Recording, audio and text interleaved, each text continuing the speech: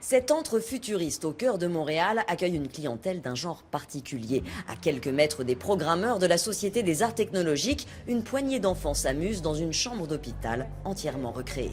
Avant d'amener en fait les technologies qu'on développe ici à l'hôpital, à Sainte-Justine, on a un espace sécuritaire dans lequel on amène des enfants, on amène des professionnels ici, puis on les fait expérimenter sur nos différents dispositifs.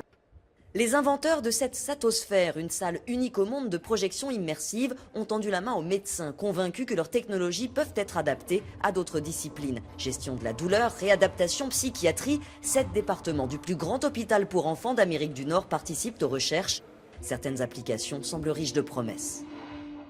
On est capable, en fait, à travers de multiples projecteurs, de créer des environnements qui intègrent non seulement les murs, mais le mobilier qu'il y a dans la pièce. Prenez un enfant grand brûlé, en fait, le vidéomapping pourrait être utilisé, par exemple, pour le projeter dans un environnement polaire, pour pouvoir jouer sur le seuil de perception de la douleur chez cet enfant-là. Parce qu'on sait que les illusions cognitives ont un effet sur la perception de la douleur.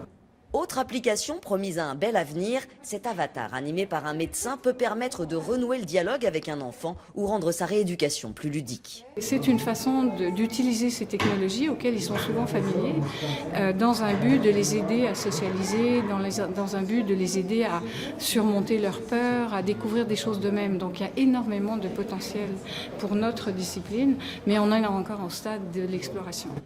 Dans quelques mois, ces technologies pourront être implantées au cœur de l'hôpital. En attendant, chaque expérience reste sous contrôle d'un comité d'éthique, y compris ce petit gadget qui fait déjà fureur. Dans les mains de cet enfant, la seringue devient une fusée qu'elle intègre en direct dans un court-métrage. Malade, d'accord, mais d'abord artiste.